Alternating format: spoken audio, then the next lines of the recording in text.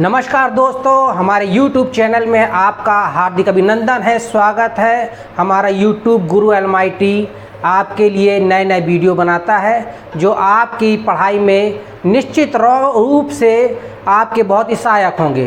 दोस्तों, मैं आज आप लोगों के लिए बहुत ही सरल, आसान और एक महत्वपूर्ण टॉपिक लेके आया हूँ, पार्ट्स ऑफ फ्लावर। ये टॉपिक जितना सरल और आसान है उतना ही महत्वपूर्ण है। इस टॉपिक से इतने सारे क्वेश्चंस बनते हैं हमारे प्रतियोगात्मक परीक्षाओं के लिए भी।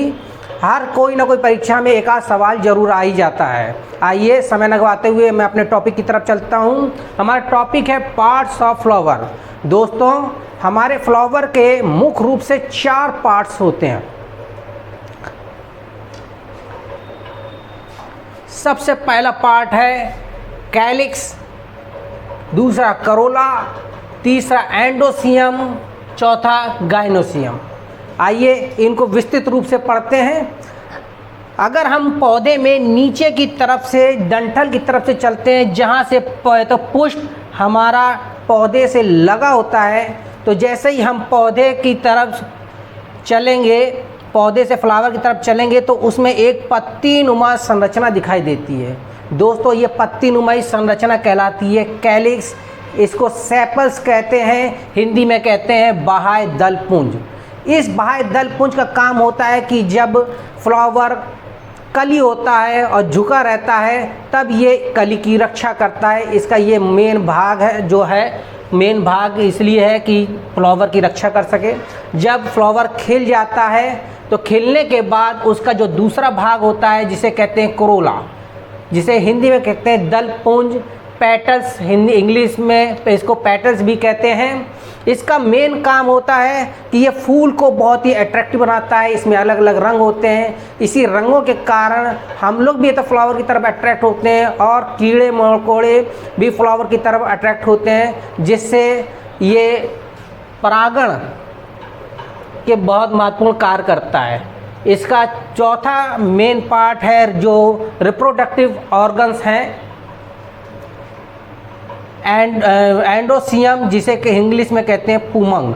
पु माने पुरुष, अंग, मंग अंग, यानी पुरुष का जो अंग है। जायंग, गाइनोसियम। जाइनोसियम ग्रीक भाषा के शब्द जाइनो से मिलकर से बना है, जिसका अर्थ होता है स्त्री। अब इन दोनों पार्ट्स को मैं विस्तृत रूप से यहाँ समझाने जा रहा हूँ। स्टैमेंस, जिसे कहते हैं पुंकेसर।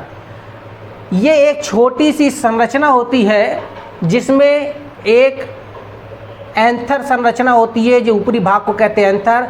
अलग अलग पौधों में इसकी संरचना अलग अलग हो सकती है, पौधों के पुष्पों में।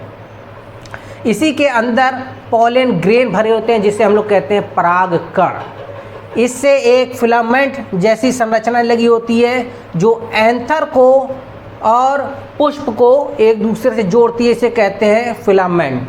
फिलामेंट और एंथर को जोड़ने वाली जो संरचना होती है, उसी को कहते हैं कनेक्टिव या योजी।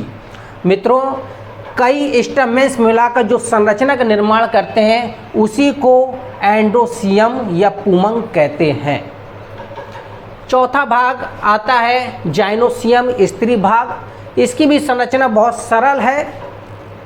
ये इसकी संरचना बनी हुई है जाइनोसियम की। सबसे पहले इसको इंग्लिश में पेस्टल भी कहते हैं। ऊपरी भाग को कहते हैं स्टिग्मा या वर्तिकाग्र। दोस्तों, ये ऊपर का भाग होता है, ये बहुत ही चिपचिपा टाइप का होता है। इससे जो है चिपचिपा इसलिए होता है ताकि जब इसमें जो है पोलन ग्रेन इसमें स्टिग्मा में आए तो आसानी से इस पर चिपक सके। इसके बाद ट्यूब नुमा संरचना एक होती है, जिसे कहते हैं स्टाइल या वर्तिका। नीचे एक और स्ट्रक्चर तो थैलीनुमा संरचना होती है, जिसे कहते हैं अंडाशय या ओवरी। दोस्तों, अब हम चलते हैं और देखते हैं कि किस तरह के छोटे छोटे प्रश्न हमारी छोटी कक्षाओं में और तो प्रतियोगात्मक परीक्षाओं में पूछे जाते हैं। सबसे छोटी सी बात है, नीचे से चलेंगे, प्रश्न बनेगा कि तो फ्लावर के जो सबसे बाह्य तो भाग होता है, उसको क्या कहते हैं? कैलिक्स। या तो हिंदी में पूछेंगे तो बाह्य दल पुंज। ये इसका सबसे पहला भाग है। इसके बाद दूसरा प्रश्न बनता है कि जो पौधे का चमकीला भाग है उसको क्या कहते हैं? उसका नाम है कोरोला।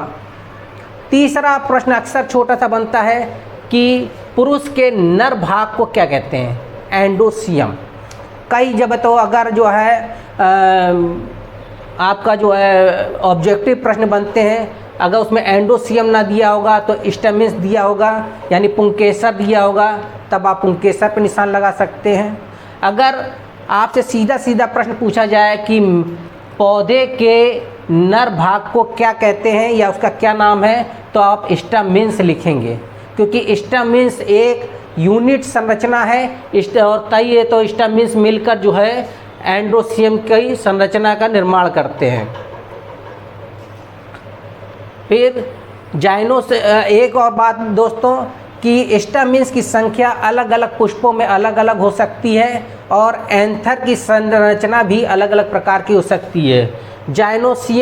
जाइनोसियम भी अलग अलग पौधों में अलग अलग तो संरचना का हो सकता है, परंतु उसमें स्टिग्मा, स्टाइल, ओवरी ये तीनों संरचनाएं पाई जाती हैं।